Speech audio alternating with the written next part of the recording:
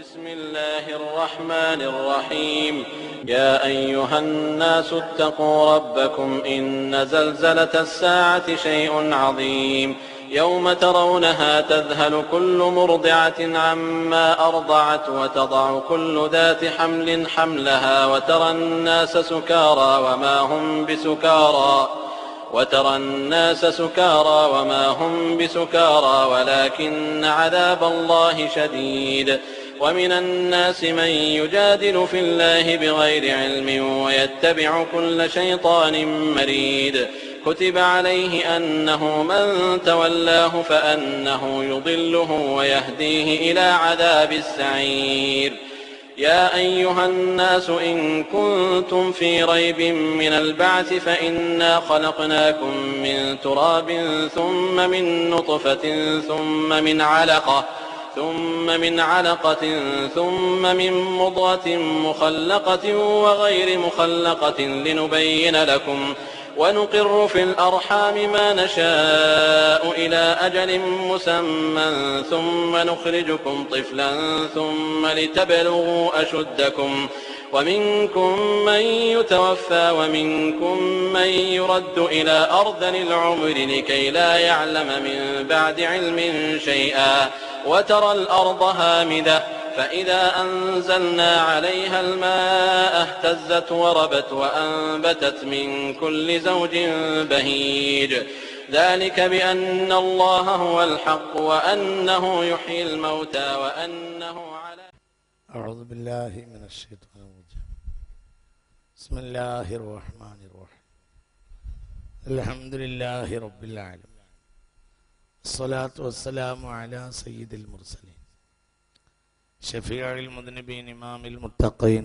رسول رب العالمين وعلى آله وصحبه أجمعين فإن خير الكلام كلام الله وخير الهدي هدي محمد صلى الله عليه وسلم شر الأمور محدثاتها وكل محدثة بدعة بسم الله عليك توكلنا وإليك أنبنا وإليك المصير حسبنا الله ونعم الوكيل نعم المولى ونعم النصير ولا حول ولا قوة إلا بالله العلي العظيم رب اشرح لي صدري ويسر لي أمري واحلل عقدة من لساني يفقهوا قولي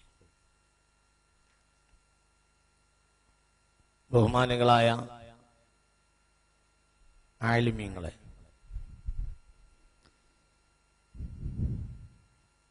ദീനിന്റെ സഹായികളായ ബഹുമാനപ്പെട്ട ഉമറാക്കളെ, സ്നേഹനിധികളായ ബഹുമാനപ്പെട്ട യുവ സഹോദരങ്ങളെ, വിദ്യാർത്ഥികളെ, സഹോദരിമാരെ, അല്ലാഹു തആല നല്ലത് പറയാനും മനസ്സിലാക്കാനും നമുക്കൊക്കെ തൗഫീഖ് ചെയ്യട്ടെ. കാര്യങ്ങളൊക്കെ യഥാവിധി ഉൾക്കൊള്ളണമെന്നും സാന്ദർഭികമായി ഇവിടെ ഓർമ്മപ്പെടുത്തുകയാണ്. വിശ്വാസികളെ, സിഹർ, തിന്മയുടെ വലക്കണികൾ എന്നതാണ് ഇന്നത്തെ വിഷയം.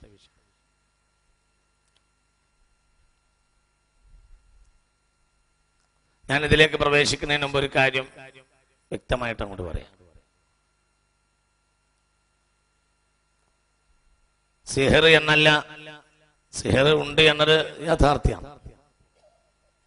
സിഹറിനെ നിഷേധിക്കുന്നവൻ കാഫിറാകും എന്ന് പോലും ചില പണ്ഡിതന്മാർ രേഖപ്പെടുത്തിയിട്ടുണ്ട്. കാരണം ഖുർആൻ നസ്സാക്കി പറഞ്ഞ ഒരു കാര്യത്തെ നിഷേധിച്ചവൻ കാഫിറാകുമെന്ന് വരെ ചില പണ്ഡിതന്മാർ എടുത്തു പറഞ്ഞിട്ടുണ്ട്.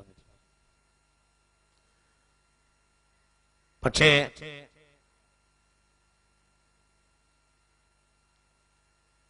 മറ്റു പല രോഗങ്ങളുമുണ്ട്, സിഹറുമുണ്ട്. സിഹറിന്റെയും മറ്റു രോഗങ്ങളുടെയും ഇടയിലുള്ള ഒരു വ്യത്യാസം, സിഹർ പൈശാചികമായ പ്രേരണയാൽ ഉണ്ടാകുന്നു എന്നതാണ്. പിശാചാണ് അതിന്റെ പിന്നിൽ പ്രവർത്തിക്കുന്ന അടിസ്ഥാന കാരണം. അതിന്റെ ഒന്നാമത്തെ പ്രതിവിധി മറ്റുള്ള കാര്യങ്ങളിലൊക്കെ ഞാൻ അവസാനം വരും. എനിക്ക് പറയുന്നതിന് മുമ്പുള്ള വളരെ മർമ്മമായ കാര്യം, ഈമാനിലെ ആറാമത്തെ കാര്യം ഒരു വിശ്വാസിക്ക് ഉറക്കണം എന്നതാണ്. ഈമാനിലെ ആറാമത്തെ കാര്യം ഉറക്കാതെ ഒരു കാര്യമില്ല. ലൗ ഇജ്തമഅത്തിൽ ജിന്നു വൽ ഇൻസു അലാ യൻഫഉക ബിശൈഇൻ ലം യൻഫഉക ഇല്ലാ ബിശൈഇൻ കതബഹു അല്ലാഹു ലക. ലൗ ഇജ്തമഅത്തിൽ ജിന്നു വൽ ഇൻസു അലാ യളുറുക ബിശൈഇൻ ലം യളുറുക ഇല്ലാ ബിശൈഇൻ കതബഹു അല്ലാഹു അലൈക. ഖദ് റുഫിഅത്തിൽ അഖ്ലാം വജഫത്തി സുഹുഫ് യാ അബാ ഹുറൈറ എന്ന് പുണ്യ നബി സല്ലല്ലാഹു അലൈഹി വസല്ലം. അബൂ ഹുറൈറ റളിയല്ലാഹു അൻഹു മുസ്തഫ നബിയോട് ചോദിക്കാൻ, നബിയെ ഞാനൊരു വന്യകരണ പ്രവർത്തനം നടത്തട്ടെ, വിജ്ഞാനത്തിന് വേണ്ടി ജീവിതം ഒഴിഞ്ഞു വെച്ചത് കൊണ്ട് കല്യാണം കഴിക്കാൻ എന്നതൊന്നും അന്നത്തെ താല്പര്യത്തിലില്ല. ബഹുമാനപ്പെട്ട സയ്യിദ്ന അബൂ ഹുറൈറ റളിയല്ലാഹു അൻഹു പഠിക്കാൻ വേണ്ടി മാത്രമുള്ള ആയുസ് നീക്കി വെച്ചിരിക്കുക. ഒരു പുരുഷനല്ലേ, ചിലപ്പോഴൊക്കെ ശരീരം എന്നെ ബുദ്ധിമുട്ടാക്കും, ഞാനൊരു വന്യകരണം നടത്തിയാലോ എന്ന് ചോദിക്കുക. അപ്പോൾ പുണ്യനബി പറയുന്ന കാര്യം റുഫിഅത്തിൽ അഖ്ലാം വജഫത്തി സുഹുഫ്, എല്ലാം നിശ്ചയിച്ചു കഴിഞ്ഞിട്ടുണ്ട്, ഒന്നുമില്ല. ഈ ലോകത്ത് ആരൊക്കെ നിന്നെ ഉപദ്രവിക്കാൻ തീരുമാനിച്ചാലും അള്ളാഹു നിശ്ചയിച്ചത് കൊണ്ടുവരാനല്ലാതെ ഒരാൾക്കും സാധ്യമല്ല. ഇത് വളരെ അടിസ്ഥാനപരമായ ഒരു കാര്യമാണ്, അതങ്ങോട്ട് ഉറപ്പിക്കണം. ഒന്നും രണ്ട് കാര്യം ഉണ്ടാവും. ഒന്നൊരാൾ നമ്മളെ കയറ്റുന്നോണ്ട് നമ്മൾ വല്ലാതെ കയറൂല്ല. എന്തുകൊണ്ട്? അയാൾ ഒരു ഉപകാരം ഒരാൾ നമുക്ക് ചെയ്തു തരാം എന്നതുകൊണ്ട് നമ്മൾ പരമാവധി വല്ലാതെ അതിനെ അതിരുവിട്ട് ആശ്രയിക്കുകയും വേണ്ട. ഉപകാരം ലഭിക്കാനുള്ളെങ്കിൽ അയാളല്ലെങ്കിൽ മറ്റൊരു മാർഗത്തിൽ അള്ളാഹു കൊണ്ടുവരും എന്ന കാര്യം ഉറപ്പാണ്. നിങ്ങൾ എന്നെ ഒരു കാര്യത്തിൽ ഉപദ്രവിക്കാൻ ഉപകാരം ചെയ്യാൻ തീരുമാനിച്ചു നോക്കൂ. ആ ഉപകാരം ചെയ്യാൻ തീരുമാനിച്ചു എന്നതിന്റെ പേരിൽ ഞാൻ നിങ്ങളെ വല്ലാതെ അങ്ങോട്ട് പൂജിക്കണ്ട. പൂജനം എന്ന വിഷയം തന്നെ വേണ്ട. പിന്നെ ഒരു നന്ദി, മല്ലം യശ്കുരിന്നാസലം യശ്കുരില്ല. ജനങ്ങളോട് നന്ദി കാണിക്കാത്തവൻ അള്ളാഹുവിനോട് നന്ദി കാണിക്കുകയില്ല. ഒരു കാര്യം ചെയ്താൽ ഒരു നന്ദി കൊടുക്കണം, അത്രയേ ഉള്ളൂ. ചെയ്യാന്ന് പറഞ്ഞാൽ അതിന്റെ ഒരു നന്ദി, ചെയ്താൽ പിന്നെ അതിന്റെയും ഒരു നന്ദി, അത്രേ ഉള്ളൂ. അങ്ങനെയുള്ളൂ, അതേ ഉള്ളൂ. ഒരു മനുഷ്യനൊരു ബാധ്യത എന്ന് പറയുന്നത് സത്യത്തിൽ മാതാപിതാവിനോടും ഉസ്താദിനോട് മാത്രമാണ്. പിന്നെ കാരണം അത് റൂഹിയായ ഉപകാരവുമായി ബന്ധപ്പെട്ടതാണ് എന്നതാണ് കാരണം. മാതാവും പിതാവും തനിക്കുള്ള ഈ ലോകത്തെ വരവിന് അടിസ്ഥാനപരമായ കാരണം. ഉസ്താദാകട്ടെ തന്റെ റൂഹിന്റെ വളർച്ചയുടെ ആധാരവുമാണ്. അവരോടും മൂന്നാളോടും ആണ് അടിസ്ഥാനപരമായി ബാധ്യതയുള്ളത്. തന്റെ റൂഹും ശരീരവും ഇവിടെ വരാൻ കാരണക്കാരാണ് മാതാവും പിതാവും. അനിഷ്കുർലി വലി വാലിദൈക്, എനിക്കും നിന്റെ മാതാവിനും പിതാവിനും നന്ദി ചെയ്യണം എന്ന് ഖുർആൻ അല്ലാഹു തആല പറയും. പിന്നെ ഉസ്താദിന്റെ കാര്യം അങ്ങനെ തന്നെ. മൻ അല്ലമ ഹർഫൻ ഫഹുവ അബ്ദുൻ ലഹു, ഒരാൾക്ക് ഒരു അക്ഷരം പഠിപ്പിച്ചാൽ പഠിച്ച ആൾ പഠിപ്പിച്ചവന്റെ അടിമയാണെന്ന് പുണ്യ നബി സല്ലല്ലാഹു അലൈഹി വസല്ലം. ഒരു കിതാബ് പഠിപ്പിക്കണ്ട, ഒരു അധ്യായം പഠിപ്പിക്കണ്ട, ഒരു അക്ഷരം പഠിപ്പിച്ചാൽ മതി. മൻ അല്ലമ ഹർഫൻ ഫഹുവ അബ്ദുൻ ലഹു, അബ്ദ് എന്ന് പറഞ്ഞു. അബ്ദ് എന്ന് പറഞ്ഞാൽ നമുക്ക് പേടിയാ സാധാരണ. അബ്ദുക്കൽ മിസ്കിനു യർജു ഫദ്ലക്കൽ ജമ്മൽ ഗഫീറു എന്ന് പറഞ്ഞ ആ മൗലിദിലെ വരി ശിർക്കാണെന്ന് പലരും പറയാറുണ്ട്. അബ്ദ് എന്ന് പറഞ്ഞാലും ശിർക്ക് എന്ന് പറഞ്ഞാലും അറിയില്ല എന്നാണ് ഇത് മനസ്സിലാവുന്നത്. വേറൊരു വിഷയം, ഞാൻ ആ ഭാഗത്തേക്ക് കിടക്കുന്നില്ല. ഉസ്താദിന്റെ അബ്ദാണ് ശിഷ്യൻ. ആരാ പറഞ്ഞ? പുണ്യ നബി സല്ലല്ലാഹു അലൈഹി വസല്ലം. ഞാൻ അത് പറയാൻ വേണ്ടി വന്നതല്ല, ഒരു മൗഹിബത്തായി പഠിച്ചവങ്ങോട് തന്നു മാത്രമേ ഉള്ളൂ.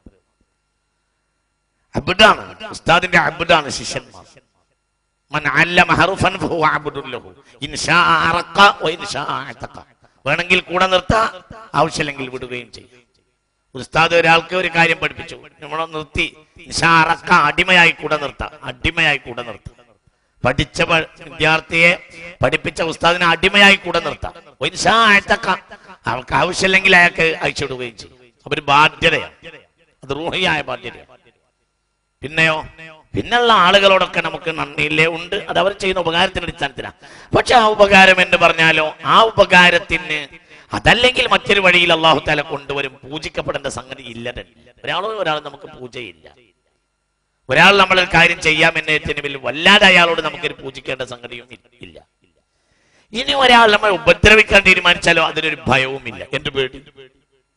എന്തുകൊണ്ട്? വലൗ ഇജ്തമഅത്തിൽ ജിന്നു വൽ ഇൻസ് അലാ യളുറുക ബിശൈഇൻ ലം യളുറുക ഇല്ലാ ബിശൈഇൻ കതബഹു അല്ലാഹു അലൈക. ഈ ലോകത്തെ എല്ലാവരും ഒരുമിച്ച് കൂടിയിട്ട് നിന്നെ ഉപദ്രവിക്കാൻ തീരുമാനിച്ചാലും ഒരു ഉപദ്രവം കൊണ്ടുവരാൻ അവർക്ക് കഴിയില്ല. ഇല്ലാ ബിശൈഇൻ കതബഹു അല്ലാഹു അലൈക, അല്ലാഹു തആല നിന്റെ മേൽ തീരുമാനിച്ചതിനെ കൊണ്ടുവരാനല്ലാതെ സാധ്യമല്ല. പിന്നെന്താ? അപ്പൊ ഈ സിഹ്ർ എന്ന വിഷയത്തിലേക്ക് കിടക്കുന്നതിന് മുമ്പ് ഇതിനെക്കുറിച്ച് അതിന്റെ ഒരു മാർജിനാണ് ഞാൻ നിങ്ങളോട് പറഞ്ഞത്. ഇത് ഏറ്റവും വലിയ കാര്യം. സെഹറിന്റെ ഏറ്റവും വലിയ പ്രതിവിധി തവക്കുല, ഏറ്റവും വലിയ അടിസ്ഥാനം തവക്കുല. ആവശ്യമില്ലാത്ത കാര്യത്തിന് സെഹർ സെഹർ എന്ന് പറയുന്ന രീതി നമ്മളിൽ വളർന്നിട്ടുണ്ട്. ഒരു ജലദോഷം ഉണ്ടായാൽ സെഹർ, എന്തിനും സെഹർ. ഒരു ദിവസം സാധാരണയായി ഇപ്പൊ എന്നോട് ഓരോരുത്തർ ഒരു ദിവസമെങ്കിലും ഒരാൾ സെഹറിനെ പറ്റി പറയുന്നുള്ള ഏകദേശം ഇങ്ങനെ ശരാശരി കണക്കൂട്ടിയാൽ അങ്ങനെ ഉണ്ടാവും. 365 ആളുകൾ ഒരു കൊല്ലത്തിൽ അത് പറഞ്ഞിരിക്കും, അതിനേക്കാൾ കൂടുതൽ ആളുകൾ പറഞ്ഞിരിക്കും. ഇതെങ്കിലും പറയും. പൊതുവെ നമ്മൾ ഈ രംഗത്തുണ്ടാവുമ്പോൾ പറയും സെഹർ ചെയ്തിട്ടുണ്ട്, മൂത്താപ്പ ചെയ്തു, എളാപ്പ ചെയ്തു, അമ്മായി ചെയ്തു, ഇങ്ങനെ ചെയ്തു, അങ്ങനെ ചെയ്തു, ദുആ ചെയ്യണമെന്ന് പറയും. ഇല്ല എന്നും ഉണ്ട് എന്നും ഞാൻ പറയുന്നില്ല. പക്ഷെ അടിസ്ഥാനപരമായി ഈ വിഷയത്തിൽ വേണ്ടത് തവക്കുല. ഞാൻ ചില ആളുകൾ പറയും റസൂലുള്ളാഹി വരെ സെഹർ ചെയ്തിട്ടില്ലേ, ചെയ്തിട്ടുണ്ടെന്നുള്ളതാണ് ഉണ്ടായിട്ടുണ്ടെങ്കിലും പ്രതിവിധി ഉണ്ടായിട്ടുണ്ടല്ലോ. അത് പിന്നെന്ത് വിഷയമുള്ളത്? അത് നിങ്ങൾക്ക് ജലദോഷം ഉണ്ടായിട്ടില്ലേ, അതിന് പ്രതിവിധി ഉണ്ടായിട്ടില്ലേ? നിങ്ങൾക്ക് തൊണ്ടവേദന ഉണ്ടായിട്ടില്ലേ, നിങ്ങൾ